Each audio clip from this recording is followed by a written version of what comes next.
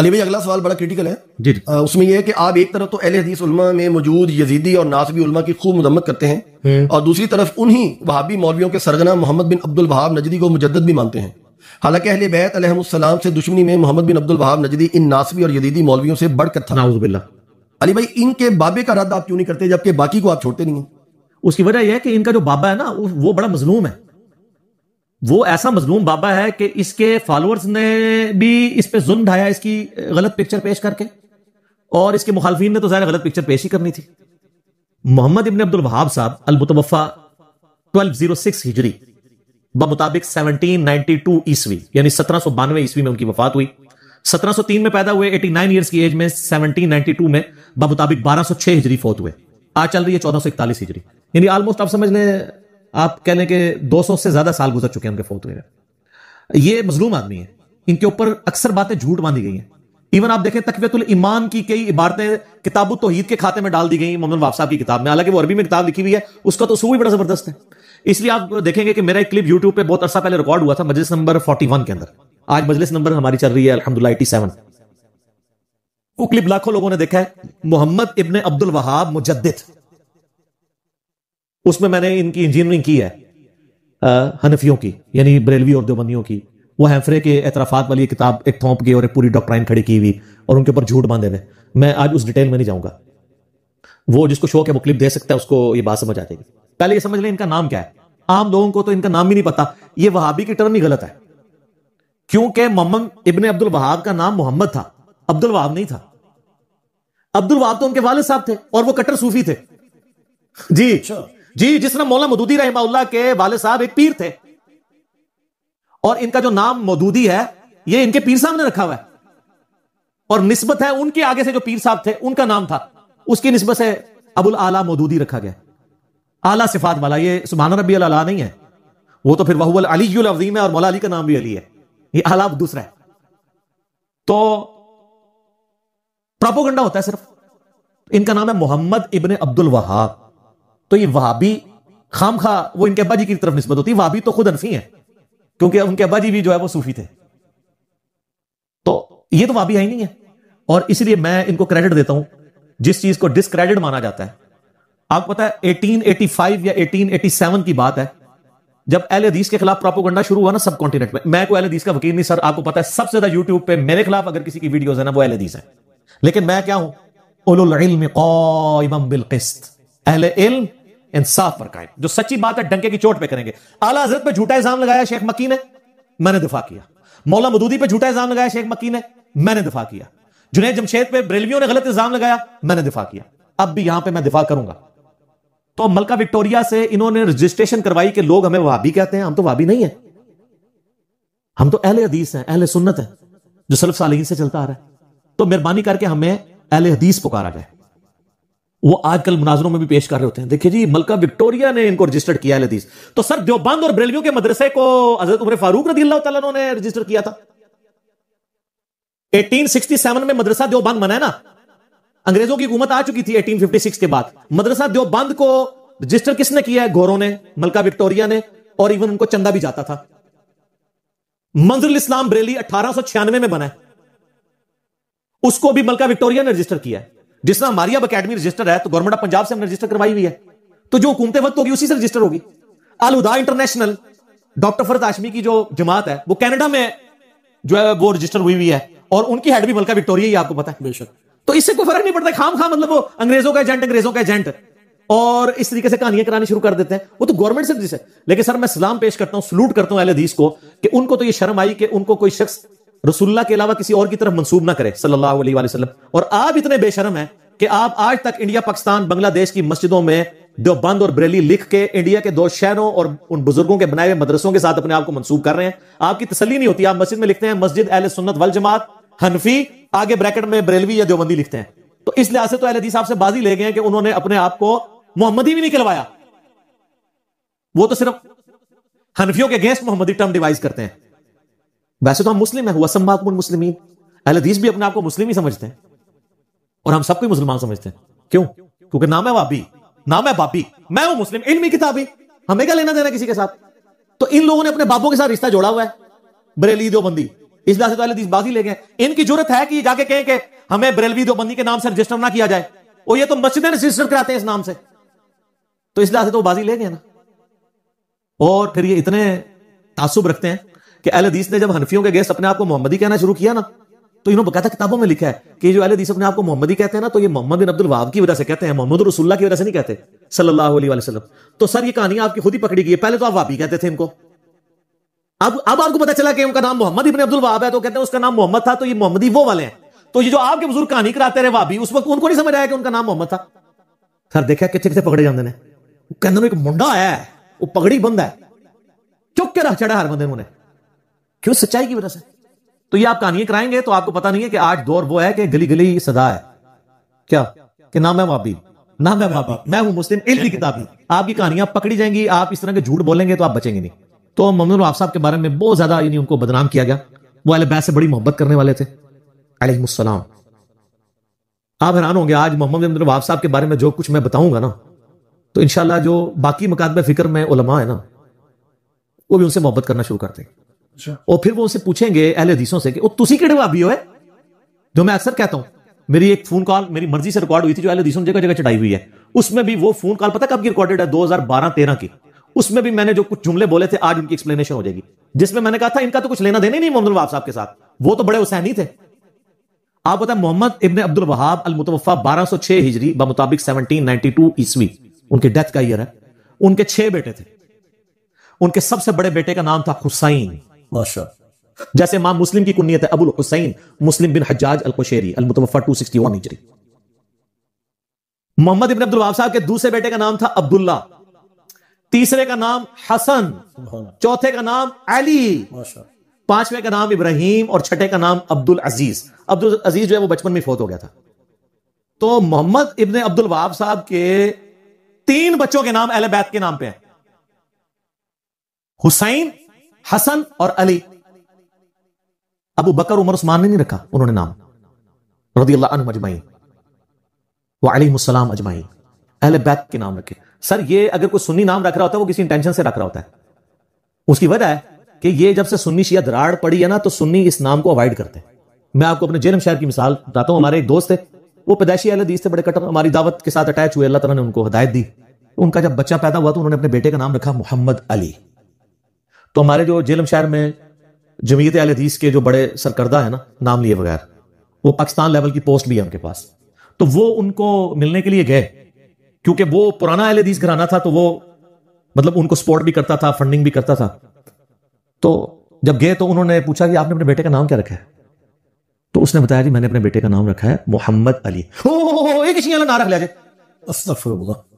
اے جے پائی جی Pakistan made وہابی, اور خود محمد بن وہاب صاحب کے اپنے بیٹے کا نام حسین, حسن اور علی. ماشاءاللہ. تو سر او وہابی اور تے اے وہابی اور,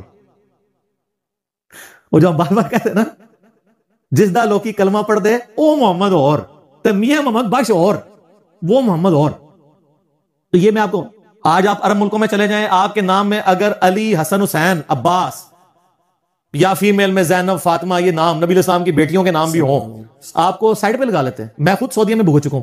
اس زمانے میں جب میرا فتنہ عالمی نہیں تھا, عربی والا فتنہ, پنجابی والا نہیں, یہ نہ سمجھے اس وجہ سے. اب تو میں جا ہی نہیں سکتا, سر میں آنا بھی کوئی نہیں جائے, الحمدللہ بڑے عمرے کیتے ہیں, فرض آج بھی کر بیٹھا ان ٹینٹ تے کھیڑو. تو یہ آپ میں سے کتنے لوگوں کو یہ بات پتا تھی کہ محمد ابن عبد الوہاب صاحب کے 6 بیٹوں میں سے 3 بیٹوں کے نام حسین, حسن اور علی ہیں؟ نہیں معلوم. آپ تو چھوڑ دیں جو ان کے مخالفین ہیں. یہ پرسوں ادھر ایک شیعہ عالم آئے ہوئے تھے, پاکستان لیول کے شیعہ عالم ہے, قم سے پڑھے میں. تو میں نے ان کو بتایا کہ آپ کو پتا ہے کہ محمد ابن عبد الوہاب صاحب کے بڑے بیٹے کا نام حسین تھا, پھر عبداللہ, پھر حسن, پھر علی, پھر ابراہیم اور عبد العزیز. کہتے ہیں مجھے تو نہیں پتا. تو میں نے کہا آپ لوگ کتنی نفرت کرتے ہیں محمد ابن عبد الوہاب صاحب سے. ان کے تو بچوں کے نام اہل بیت کے نام ہیں, انہوں نے خلفائے راشدین میں سے نام نہیں رکھے سوائے مولا علی کے, اور اپنے بچوں کا نام حسن, حسین اور علی رکھا. یہ کافی نہیں ہے. اور اس سے بڑا ٹروتھ میں نے پھر ان کے اوپر ریویل کیا. آپ کو پتا ہے ایک کتاب بڑی مشہور ہے سیرت کے اوپر, اسلامک ہسٹری میں سب سے پہلی جو اتھینٹک کتاب ہے سیرت نبوی کے اوپر صلی اللہ علیہ وآلہ وسلم, وہ محمد ابن اسحاق بن یسار کی ہے, جو شاگرد ہیں انس ابن مالک صحابی رسول کے, جنہوں نے 20 سال نبی الاسلام کو 10 سال تک وضو کروایا. المتوفا 150 ہجری 150 ہجری میں محمد ابن اسحاق فوت ہوئے ہیں. ان کی سیرت کی کتاب ہے، وہ کتاب عربی کے اندر ہے، اردو میں بھی ترجمہ نہیں ہوا اس کا. اس کی تلخیص لکھی ان سے تقریباً 100 سال کے بعد، آلموسٹ، یا 50-60 سال کے بعد آپ کہہ لیں، ابن ہشام نے. سیرت ابن ہشام اسے کہتے ہیں، اسے سیرت ابن اسحاق کہتے ہیں. اور امام ابن ہشام فوت ہوئے ہیں 218 ہجری میں، 218 ہجری میں، یعنی امام بخاری کی وفات سے بھی پہلے، یعنی وہ سینئر لوگوں میں سے. اسی کی تلخیص یعنی لکھی، اور اسی سیرت کو مختصر کر کے محمد ابن عبد الوہاب صاحب کے بیٹے ہیں عبداللہ بن محمد بن عبد الوہاب، المتوفا 1242 ہجری، آج چل رہا ہے 1441 ہجری. آج سے 200 سال پہلے وہ فوت ہوئے ہیں. ان کے دوسرے نمبر کے بیٹے جو ہیں، بڑے تو تھے حسین، پھر عبداللہ، پھر حسن، پھر علی، پھر ابراہیم، پھر عبدالعزیز. 6 پتروں نے نام تو یاد کرانے نے بھابیو آندا تسی انہاں دے پتراں دے نام ہی نہیں لے سکتے. ٹھیک ہے، تو اس عبداللہ نے نا وہ جو سیرت ابن ہشام تھی اس کی مزید تلخیص لکھی اور اس کو نام دیا مختصر سیرت الرسول. یہ مختصر سیرت الرسول عربی میں دارالاسلام پبلیکیشن نے، جو اہل حدیث کا سب سے بڑا ادارہ ہے پرنٹنگ کا، اس نے چھاپی ہے. اردو ترجمہ انہوں نے نہیں چھاپا کیونکہ وہ کچھ باتیں ایسی ہیں جو پبلک کے سامنے نہیں کرنی چاہیے. خلافت و ملوکیت، جمل صفین نہروان، سمجھا کرو نا، کسی نے نہیں چھاپی. لیکن یہ نیکی کا کام ہمارے جیلم شہر سے ہوا ہے 1990 میں. آج سے آلموسٹ 30 سال پہلے جیلم شہر سے وہ کتاب کا اردو ترجمہ مختصر سیرت الرسول عبداللہ ابن محمد ابن عبد الوہاب کا ترجمہ کر کے جیلم شہر سے ہزاروں کی تعداد میں پورے ملک کے اندر مفت تقسیم کیا گیا. اور اس کی خرید و فروخت پہ پابندی ہے، وہ فری بانٹتے ہیں. ظاہر ہے ان کو سعودیہ سے چندہ آتا ہے اور باقی ملکوں سے. اور لیکن میرا خیال ترجمہ کروا کے وہ بھول گئے، انہوں نے خود کوئی نہیں پڑھی کہ اس میں لکھا گیا ہوا ہے. اب اس ویڈیو کے بعد مصیبت بن جائے گی، ان کو نسخے لے کے تلف کرنے پڑ جائیں گے، جو میں چیزیں آپ کو بتاؤں گا. اور یہ بائی چانس اس وقت میرے ٹیبل پہ پڑی ہے کیونکہ پرسوں مجھے ایک شیعہ عالم ملنے کے لیے آئے تھے، تو ان کو میں نے وہ حوالے دکھائے. یہ سر ان کو زیارت تو کرائیں، یہ سیرت الرسول، اور اس کے اوپر لکھا ہے جامعہ علوم عصریہ جہلم شریف میں نے پڑھا ہے. یہ کتاب ہے جی، دارالاسلام نے ریڈ بائنڈنگ میں عربی میں چھاپی ہے، انہوں نے یہ گرے بائنڈنگ میں اور ڈارک براؤن بائنڈنگ کے اندر چھاپی ہے اردو کے اندر. اردو میں اس کے 800 پیجز ہیں اور عربی میں 600 پیجز کے اوپر یہ کتاب ہے. تو اردو ترجمہ آپ کو چاہیے تو فری جیلم سے منگوا سکتے ہیں، لیکن اب میرا خیال شاید آپ کو نہ دیں. وہ جس طرح وہ آپ پتہ ہے وہ لاہور والے دربار پہ جاتے ہیں نا کشف الماجوب لینے، تو کہتے ہیں انجینئر تو نہیں سن دے، تو کشف الماجوب کی گستاخانہ عبارتیں میں نے ہائی لائٹ کی ہیں، تو وہ ان کو شک پڑ جاتا ہے. تو یہ کتاب آپ یہاں سے منگوا، اگر آپ کو یہ نہ دیں تو کوئی ٹینشن نہیں ہے، آپ ہماری واٹس ایپ گروپس میں رابطہ کریں. اس کا پروفیشنل PDF آپ کو فری مل جائے گا. وہ PDF اہل حدیث کی سب سے بڑی پاکستان میں سائٹ ہے kitabossunnat.com، جس نے سینکڑوں احادیث کی اور تفاسیر کی کتابیں چڑھائی ہوئی ہیں، انہوں نے چڑھائی ہوئی ہے. اور انشاءاللہ میں اپنی گفتگو میں جتنے ریفرنسز پیش کروں گا نا، اس کے JPGs ہم لگائیں گے اس میں سے انشاءاللہ. ایگزیکٹ اس کا آپ کو PDF انشاءاللہ مل جائے گا. اور اس کتاب کی خوبی کے لیے یہی کافی ہے کہ اہل حدیث کو جس کتاب پہ مان ہے نا سیرت کی کتاب، وہ کون سی ہے؟ الرحیق المختوم، صفی الرحمان مبارک پوری، المتوفا 2006 عیسوی میں فوت ہو گئے 63 سال کی عمر میں. 1943 میں پیدا ہوئے تھے انڈیا میں. تو 70s کے اندر نا سعودیہ والوں نے ایک انٹرنیشنل سمجھ لیں مقابلہ کروایا تھا مضمون نویسی کا، کہ نبی الاسلام کی مبارک سیرت کے اوپر کتاب لکھی جائے. اس میں 5 کتابوں کو ایوارڈ ملا تھا. اس میں سے پہلا جو انعام ہے الرحیق المختوم کو ملا تھا. وہ انڈین آتھر تھے اہل حدیث صفی الرحمان مبارک پوری. ان کی ویڈیوز بھی پرانی یوٹیوب پہ رکھی ہوئی ہیں کیونکہ 2006 میں فوت ہوئے ہیں، 2019 ہے.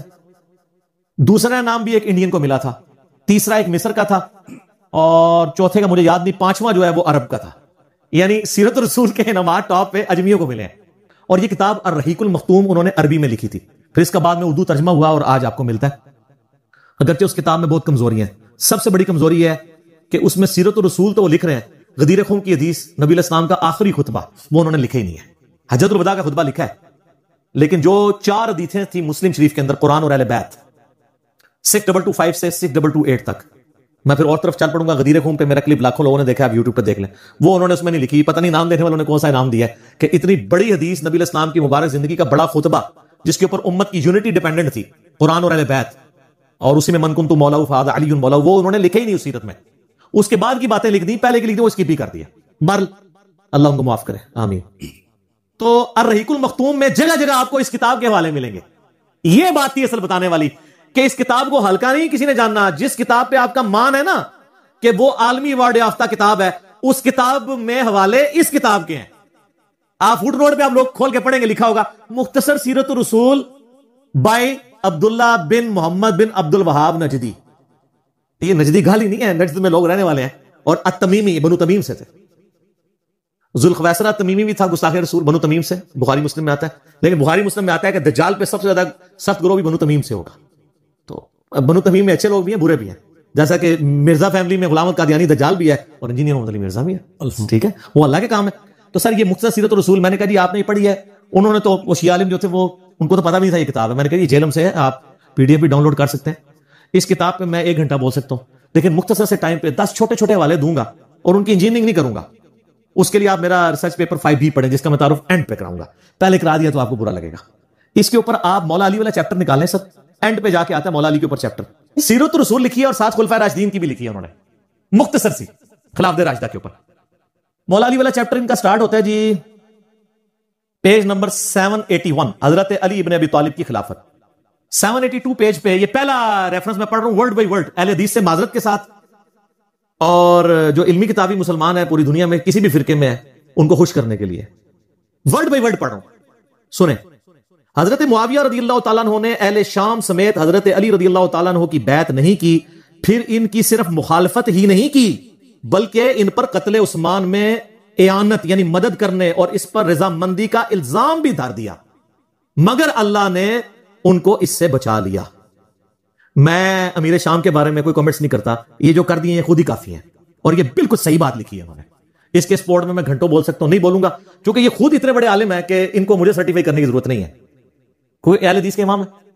اچھا, دوسرا ریفرنس جنگ جمل کے کانٹیکسٹ میں وہ لکھتے ہیں, اس کے بعد حضرت علی نے حضرت عائشہ کو مدینہ منورہ بھیج دیا. وہ جانے لگی تو لوگ ان کو ودا کرنے کے لیے دور تک ان کے ساتھ گئے. یہ ودا لفظ نہیں ہوتا, ودا ہوتا ہے زبر کے ساتھ. حضرت علی رضی اللہ تعالیٰ عنہ نے سفر خرچ کا انتظام بھی کیا. اس طرح وہ باحفاظت اور صحیح سلامت گھر پہنچی. بعد میں وہ اپنے سفر کو یاد کر کے اس قدر روتی کہ آنسوؤں سے ان کا دوپٹہ بھیگ جایا کرتا اور کہتی کاش میں پیدا ہی نہ ہوئی ہوتی, کاش میں اس واقعے سے 20 سال پہلے ہی مر جاتی. اللہ ظاہر قرآن میں حکم ہے نبی کی بیوی گھروں میں ٹھہری رہو, تو وہ اس چیز کو یاد کرتی تھی. پھر ہوک کے کتے بھی بھونکے, وہ بھی حدیث ہے جامعہ اس میں مسند احمد میں. باقی اب میں اس میں نہیں بولوں گا, وہ 5B میں آپ پڑھ لیجیے گا, میں اینڈ پہ بتا دوں گا. ریفرنس نمبر 3 جنگ صفین کے بارے میں لکھتے ہیں, عمار کی شہادت کے بعد عمر ابن عاص نے لڑائی چھوڑ دی, ترک کر دی, اور بہت سے لوگوں نے بھی ان کی پیروی کی. حضرت معاویہ رضی اللہ تعالیٰ نے ان سے پوچھا آپ نے لڑائی کیوں ترک کی ہے؟ انہوں نے کہا ہم نے عمار کو قتل کر دیا ہے, اور میں نے حضرت صلی اللہ علیہ وآلہ وسلم سے سنا ہے کہ آپ علیہ السلام فرمایا کرتے تھے کہ عمار کو باغی جماعت قتل کرے گی. معلوم ہوا کہ ہم تو باغی ہیں. اس پہ حضرت معاویہ بولے خاموش رہ, واللہ تم اونٹ کی طرح اپنے ہی پیشاب میں پھسلتے ہو. یعنی تم یہ حدیث بھی جانتے ہو, جیسے اونٹ پیشاب کر کے بیٹھ جاتا ہے تو کام تو تم نے خود ڈالا ہے میرے ساتھ مل کے, اور اب اپنی غلطی خود ہائی لائٹ کر رہے ہو. کیا ہم نے ان کو قتل کیا ہے؟ ان کو تو علی رضی اللہ تعالیٰ ان کے ساتھیوں نے قتل کیا ہے, جنہوں نے ان کو ہمارے درمیان لا پھینکا. ہم تو اپنے بچاؤ کے لیے لڑ رہے تھے جس میں وہ قتل ہو گئے. ان کا حضرت عمار جو لڑنے آئے تھے حضرت علی کے ساتھ نہ آتے تو نہ قتل ہوتے. اسی طریقے سے ہے کہ نہ آپ روڈ پہ چڑھتے نہ ایکسیڈنٹ ہوتا نہ قتل ہوتے. اچھا آگے سنیں, حضرت علی رضی اللہ تعالیٰ کو جب حضرت معاویہ کی اس بات کی خبر ہوئی تو انہوں نے کہا اگر میں نے ان کو قتل کیا ہے یعنی حضرت عمار کو, تو پھر اپنے چچا حضرت حمزہ کو حضرت نے قتل کیا ہے جنہوں نے ان کو کفار کے مقابلے میں بھیجا تھا. اے پھکی دیتی اینٹی وینم الزامی جواب کہ اگر حضرت حمزہ حضور کی طرح لڑتے ہوئے مارے گئے ہیں تو کیا حضور نے قتل کروایا ہے کبھی کافروں کے مقابلے میں بھیجا؟ اگر عمار کو میں نے تیرے مقابلے میں بھیجا ہے امیر شام کے مقابلے پہ تو مجھے تم قتل ٹھہرا, یعنی وہ اینٹی وینم والا جواب دیا. چوتھا ریفرنس جنگ نہروان کے بارے میں. یہ وہ باتیں جو پبلک کے سامنے نہیں کرنی چاہیے لیکن یہ کی ہوئی ہیں, انہوں نے پرنٹ کر رہے ہیں, مفت بانٹ رہے ہیں. جنگ نہروان خوارج کے خلاف. وہ کہتے ہیں کہ کافی انہوں نے ڈسکشن کی, اس میں لکھتے ہیں ابو سعید خدری کہتے ہیں کہ میں نے رسول اللہ سے سنا تھا خوارج کے بارے میں, وہ جو بخاری مسلم کی حدیث ہے کہ وہ دین سے ایسے نکل جائیں گے جیسے شکار سے تیر اپنے شکار سے نکل جاتا ہے. اینڈ وہ کہتے ہیں میں گواہی دیتا ہوں, یہ بھی بخاری مسلم دونوں میں, کہ علی نے ان کو قتل کیا تھا اور میں بھی ان کے ساتھ شامل تھا. انہوں نے اس آدمی کو لانے کا حکم دیا جس آدمی کے بارے میں بخاری مسلم میں آتا ہے کہ ان کا سرغنہ وہ ہوگا کہ جس کا ایک بازو کٹا ہوگا اور اس کی جگہ گوشت کا ایک لوتھڑا لٹک رہا ہوگا. تو اس کی لاش 3 دفعہ ڈھونڈی گئی, بخاری مسلم میں آتا نہیں ملی. پھر حضرت علی خود گئے اور لاشوں میں سے نیچے سے نکالی, تو وہاں پھر صحابہ نے نعرہ لگایا کہ حضرت علی حق پہ, کیونکہ نبی علیہ السلام نے پہلے ہی فرمایا تھا کہ یہ ان کے سرغنہ کی نشانی ہوگی. پھر وہ کہتے ہیں کہ صحیح مسلم میں حضرت ابوبکر رضی اللہ تعالیٰ عنہ سے مروی ہے کہ اگر وہ فوج جو خوارج سے لڑے گی اس کے ثواب کو جان لے جو حضرت کی زبانی ان کے لیے مقرر کیا گیا ہے تو وہ مزید عمل کرنے کی ضرورت ہی محسوس نہ کریں اور اسی پر بھروسہ کر لیں. یعنی خوارج کے خلاف لڑنا اتنی بڑی نیکی ہے کہ اس کے بعد خارجیوں کے خلاف لڑنے والوں کو اور کوئی نیکی کا کام کرنے کی ضرورت نہیں. جیسے بخاری مسلم میں آتا ہے کہ اہل بدر کی ہر غلطی معاف ہے, اس طرح خوارج کے خلاف جو حضرت علی کے ساتھی تھے ان کے بارے میں مسلم شریف انہوں نے ویسے لکھا حضرت ابوبکر سے مروی ہے, وہ حضرت علی سے ہی مروی ہے. اور اس کے سٹارٹ میں حضرت علی وہ بھی کہتے ہیں کہ مجھے آسمان سے زمین پہ گرا دیا جائے میں یہ برداشت کر لوں گا, لیکن یہ برداشت نہیں کروں گا کہ میں کوئی ایسی بات کروں جو میں نے خود رسول اللہ سے نہ سنی اور میں تمہیں بیان کروں. یعنی حدیث معاملے میں اتنی احتیاط صلی اللہ علیہ وآلہ وسلم. 5واں ریفرنس یہ کہتے ہیں نا جی وہ جی حضرت عثمان کو عبداللہ ابن سبا اور پتہ نہیں کوئی یہودی پارٹی تھی آل امیہ کو بچانے کے لیے. میں نے بخاری مسلم سے ثابت کیا ہے آل امیہ کی وجہ سے حضرت عثمان شہید ہوئے ہیں, ان کے گورنروں کی وجہ سے. انہوں نے حضرت عثمان کا چیپٹر پڑھے, کہیں نہیں ڈالا عبداللہ ابن سبا کا نام تک نہیں لکھا. الٹا حضرت علی والے چیپٹر میں انہوں نے بتایا کہ یہ جو حضرت علی کی شان میں غلو کرنے والے رافضی تھے وہ حضرت علی کے دور میں نکلے ہیں. اس کے اوپر پورا چیپٹر انہوں نے بنایا ہے. فرقہ غالیہ کا خروج, حضرت علی کے زمانے میں غالی فرقہ پیدا ہوا. کرتے کرتے نا اینڈ پہ وہ لکھتے ہیں کہ حضرت علی نے اپنے غلام قمبر کو بلایا اور پھر انہوں نے جو ہے نا وہ ان لوگوں کو آگ میں جلا دیا جن لوگوں نے حضرت علی کے لیے الوہیت کلیم کی تھی, جس کی باقیات آج کل یہ نصیری ہیں. اور پھر وہ بخاری میں آتا ہے نا کہ حضرت ابن عباس تک بات پہنچی تو کہتے کاش حضرت علی ایسا نہ کرتے, کیونکہ یہ سزا آگ میں جلانے والی اللہ کے ساتھ خاص ہے, مخلوق نہیں جلا سکتی. تو حضرت علی نے کہا کہ ابن عباس نے سچ کہا. اور ابو داؤد میں ہے کہ انہوں نے کہا کاش مجھے یہ پتا ہوتا پہلے. یعنی حضرت علی نے جان بوجھ کے ایسا نہیں کیا تھا, لیکن حضرت علی کا غصہ اتنا تھا کہ مجھے خدا کے مقابلے پہ ٹھہرا رہے ہیں, تو انہوں نے ان کو قتل کی وجہ آگ میں جلوایا تھا. یہ تو خود مان رہے ہیں اس میں. اچھا جی, ریفرنس نمبر 6 حضرت علی کے بارے میں لکھتے ہیں کہ لباس اور خوراک میں آپ کی سادگی بیان سے باہر ہے. آپ کا عمل اور فضل اسلام کی طرف سبقت اور رسول اللہ کی مائیت میں کفار سے جہاد ازر من الشمس ہے صلی اللہ علیہ وآلہ وسلم. پھر لکھتے ہیں امام بن حنبل اور قاضی اسماعیل بن اسحاق کہتے ہیں, اور یہ صحیح سند سے المسند الحاکم میں, کہ حضرت علی رضی اللہ تعالیٰ کے فضائل اور مناقب میں جتنی احادیث مروی ہیں دوسرے کسی آدمی کے فضائل اور مناقب میں اتنی احادیث نہیں ہے. اے لکھ رہے تھے جی سعودیہ والے وہابی اور پاکستانی وہابی کے کہہ رہے ہیں وہ رہن دو, میں آج نہیں, آج اپنے بزرگوں نے رو. ریفرنس نمبر 7 وہی جو ہم کہتے ہیں حضرت علی نے حسن بن علی کو اپنا خلیفہ نامزد نہیں کیا, انہوں نے بھی وہی لکھا. کسی نے کہا کیا آپ اپنے بعد آنے والے خلیفہ کو نامزد کریں گے؟ انہوں نے فرمایا نہیں, میں تمہیں اسی طرح چھوڑوں گا جس طرح رسول اللہ صلی اللہ علیہ وسلم تمہیں چھوڑ گئے تھے. بعض نے کہا کہ آپ لوگوں سے حسن کے لیے بیعت لے لیں تو آپ کے انتقال کے بعد ہم آپ کی کمی محسوس نہیں کریں گے. فرمایا میں نہ تمہیں اس کا حکم دیتا ہوں نہ منع کرتا ہوں, یہ تمہارا اپنے چوائس ہے, میں یہ کام نہیں کروں گا. یہ بات ہے سر, خلافت و ملوکیت میں یہ فرق ہے. ریفرنس نمبر 8 سر یہ سب سے کڑوا ہے اور آیا 8 نمبر پہ. جنت کے بھی 8 دروازے ہیں نا, بخاری مسلم میں آیا کہ رمضان میں وہ 8 دروازے کھول دیے جاتے ہیں. مسلم شریف میں جو وضو کے بعد اشہد اللہ الہ الا اللہ و اشہد ان محمدن عبدہ و رسولہ پڑھ لے, جنت کے 8 دروازے کھول دیے جاتے ہیں. تو sir reference number 8 word by word بنو امیہ حضرت علی کی تنقیص اور ان کے بارے میں نازیبا الفاظ استعمال کرتے رہے, مگر اس سے علماء کے دل میں ان کی محبت بڑھ گئی اور قدر و منزلت میں اضافہ ہو گیا. عمر بن عبداللہ بن زبیر کہتے ہیں کہ بنو امیہ 60 سال تک ان کو گالیاں دیتے رہے. یہ سب کا لفظ نہیں ہے, عربی کھولیں, شتم کا لفظ ہے. سب کا ترجمہ تنقید بھی ہو جاتا ہے نا, اس لفظ کا نہیں ہوتا سب و شتم جب بولتے ہیں.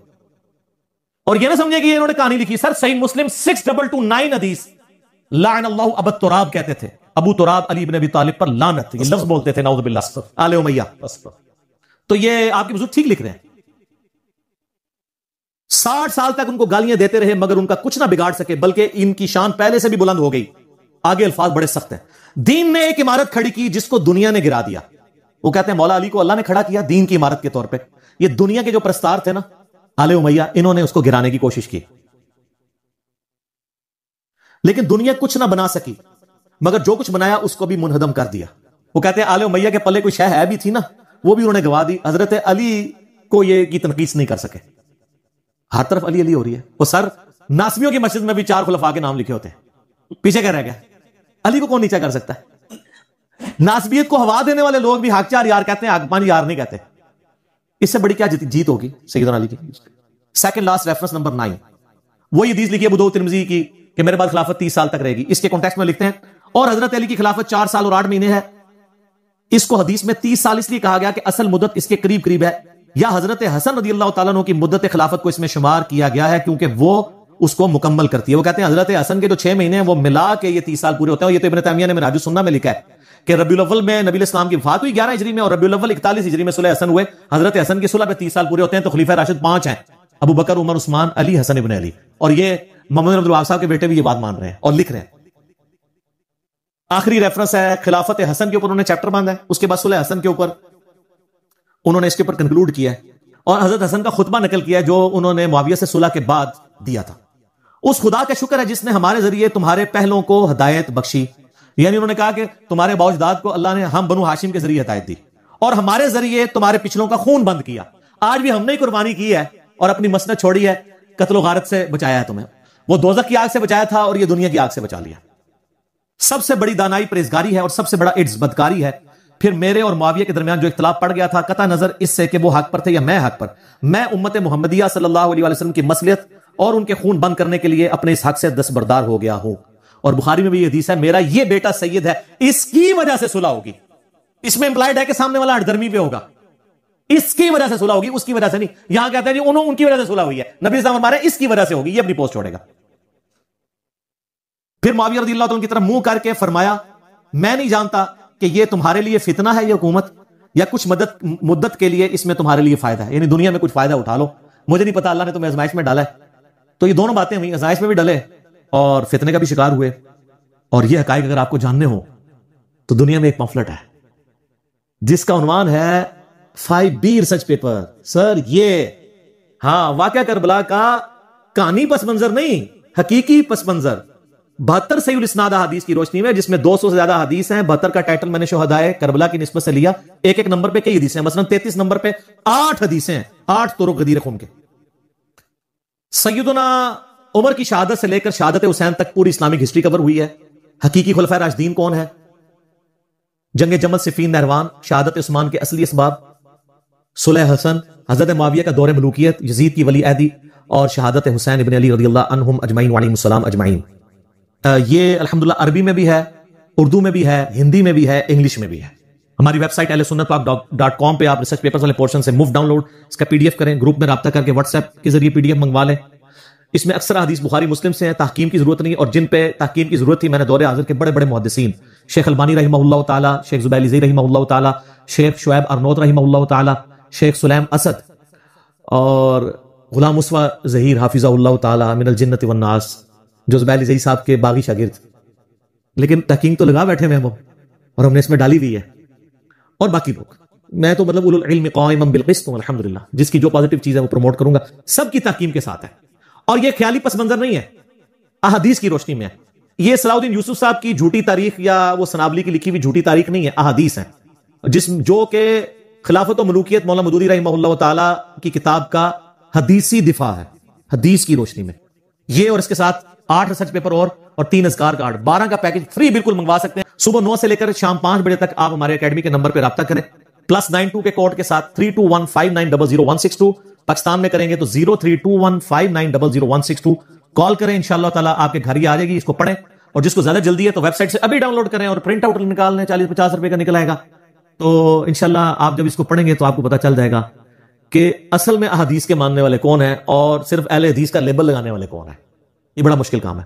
تو میں نے الحمدللہ آج یہ ٹروتھ ریویل کر لیا, لہٰذا محمد بن عبد الوہاب صاحب کے بارے میں کوئی گمان نہ کرے کہ وہ ناصبی تھے, بلکہ وہ حسینی تھے کہ جو آج کے دور کے اہل حدیث کے نزدیک نیم رافضی تھے. اسی پہ میں کنکلوڈ کرتا ہوں. ٹھیک ہو گیا جی, یہ میں جوک کے طور پہ الزامی بات کے طور پہ بول رہا ہوں. ٹھیک ہو گیا جی.